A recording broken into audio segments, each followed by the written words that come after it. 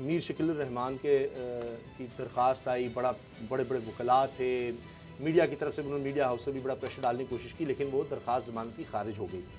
अब उसके मंदरजात भी सामने आ रहे हैं, तो उससे तो लग रहा है कि वो वाज़ेह सबूत हैं कि ये जो प्लॉट जिस तरह से लिया गया, सारा कुछ किया गया, ये सब जालसाजी और करप्शन से हुआ। जो बुनियादी चीज़ वो कहते हैं कि ये तो एलडीए का मामला है, उधर तक जाना चाहिए, अदालत में नहीं, नहर पे नहीं आना चाहिए। एक बात सुन ले, मैं कोई चीज़ ऐसी नहीं कहता जो कि कानून के पैराए से बाहर हो। आज जो ये फैसला था, जो बेल जो उनकी डिसमिस हुई है, कैंसिल हुई है, उस पर जस्टिस सरदार अहमद नईम और जस्टिस फारूक हैदर पर मुस्लिम जो बेंच था उसने आज फैसला दे दिया है। फैसले में वो कहते हैं कि रिकॉर्ड से जाहिर होता है कि मुल्ज़िम मीर शकील रहमान ने करप्शन, बददियानती और गैर कानूनी ज़राए से एग्जाम्पशन पर प्लॉट हासिल किए। मुल्ज़िम मीर शकील रहमान ने शरीक मुल्ज़मा मियाँ नवाशी, हुमायूं फैज़ रसूल और मियाँ बशीर की मिली भगत से गैर कानूनी तौर पर प्लाट हासिल किए।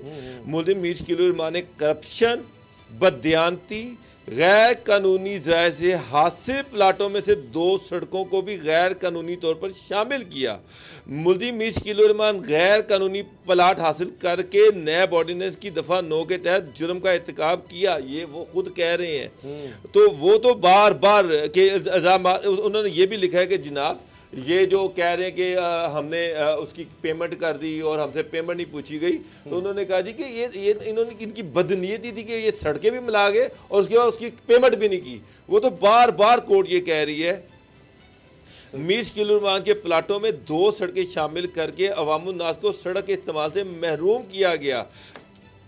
सरकारी जगह को गुजर डोगर साहब बढ़िया बात नाजरीन के लिए कि डोगर साहब ये पढ़ रहे हैं। हमारा फ़र्क ये है, नीले पीले चैनल का और हमारा फ़र्क ये है कि बोल न्यूज़ और हम अपने तौर पर हमारा तमाम स्टाफ और हमारे मालकान तो राज़िक अल्लाह ताला की ज़ात है, जिस चैनल में भी होंगे हम अपनी मैं बात करता हूँ, तो कभी भी शुएब शेख साहब ने हमें आज तक, आप भी इसकी कसम दे सकते हैं, आप भी या मैं भी, कि उन्होंने कहा हो कि किसी के खिलाफ झूठा प्रोपेगेंडा करें, आप सच को झूठ बनाएं, झूठ को सच बनाएं। मैंने जहां तक काम किया तक एक लाइन से एक लाइन मैं थोड़ा एक लाइन बड़ी है, आप एक लाइन बड़ी है डोगर साहब वो पढ़ रहे हैं, बात जो ऑनरेबल हाई कोर्ट के डिवीजन बेंच ने फैसले में उसका तर्जमा करके पढ़ रहे हैं। हम उनकी तरह ख्वाहिश पे हेडलाइन नहीं बनाते, ख्वाहिशात पे खबरें नहीं बनाते। वो ये कह रहे हैं वो ये कह रहे हैं कि वाइट कॉलर क्राइम ने मुलव्विस मुल्ज़मान को ज़मानत की सतह पर किसी किस्म की राहत नहीं देनी चाहिए।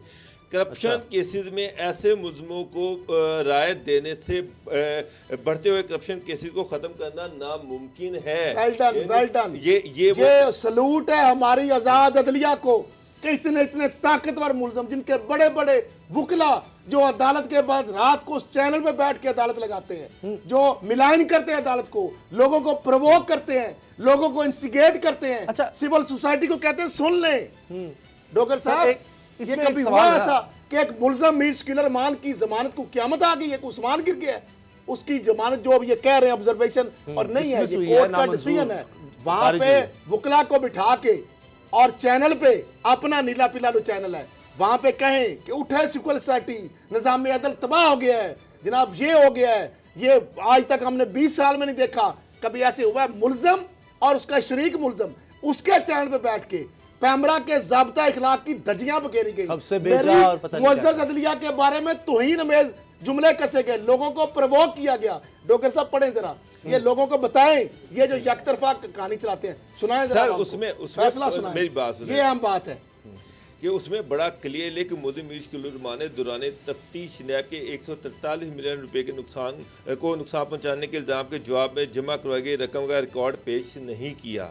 नैब के इल्ज़ाम के जवाब में रकम जमा करवाने का सबूत ना देना मुल्ज़िम मीर शकील रहमान का जुर्म से मजबूत गठजोड़ साबित होता है। सुप्रीम कोर्ट के इम्तियाज बनाम सरकार और डॉक्टर मुबशर हसन केसेस में पाकिस्तान में जारी करप्शन पर सख्त ऑब्जर्वेशन दी गई हैं। वाइट कॉलर क्राइम में मुलव्विस मुल्ज़मान को ज़मानत की सतह पर किसी किस्म की राहत नहीं देनी चाहिए। किसी किस्म की रियायत वाली बात है, नवाज शरीफ चले बहुत ताकतवर नहीं होंगे, फिर वो जेल जा सकते हैं, लेकिन ये ना जेल में, मैं कहता हूं ये तारीखी फैसला है, हॉस्पिटल में रखा हुआ है, पाकिस्तान में करप्शन के खात्मे के लिए, व्हाइट कॉलर क्राइम के और इनको इनकरेज करने के, डिस्करेज करने के लिए ये पाकिस्तान की अदालती तरीका ऐसा फैसला खलील साहब, मैंने बड़ा नहीं जबरदस्त फैसला है, मगर इसमें जो अहम चीज है ना, की रियायत की मुस्तहक नहीं है। बात करें, वो सुप्रीम कोर्ट जो बात कर रही है, हाई कोर्ट जो बात कर रही है सुप्रीम कि कोर्ट के इनको दो राहत फैसलों नहीं की मिलनी नज़ीरें चाहिए। दी हैं बिल्कुल। उन्होंने तो ज़ाहिर मेरी अस्पताल पंजाब गवर्नमेंट से, फेडरल गवर्नमेंट से भी ये रिक्वेस्ट है कि जो रायत आप दे रहे हैं और महकमा जेल खाना जात दे रहा है कि जिस तरह से 74 दिनों से बगैर किसी बीमारी के उसको सर्विसेज हॉस्पिटल के वीवीआईपी रूम में रखा गया है, तो ये बहुत बड़ी रायत है और ये लाहौर हाई कोर्ट के ऑर्डर की एक कंटेम्प्ट है। मैं तो इसको कंटेम्प्ट कहूंगा। तो इनको ये कंटेम्प्ट के मुतरादिफ है, टेंटामाउंट टू कंटेम्प्ट ऑफ कोर्ट, इसलिए कि जिस मुलजम के बारे में हमारी मुअज़्ज़ज़ अदलिया, जहां बड़े बड़े मुकला, यहाँ पे बड़ी लंबी बहसें हुई, 2-2 दिन बहसें होती रही, पेशेंट से सुना, लेकिन वही बात उस दिन भी हमने डॉक्टर साहब आपने और मैंने शॉर्ट उस वक्त तो एक आया था डिसमिस, लेकिन आज ये हमारी अदालती तरीका, ये फैसला जो है ना, मैं समझता हूँ, मैं 200 से ज़्यादा दफ़ा सुप्रीम कोर्ट में इन पर्सन पेश हो चुका हूँ।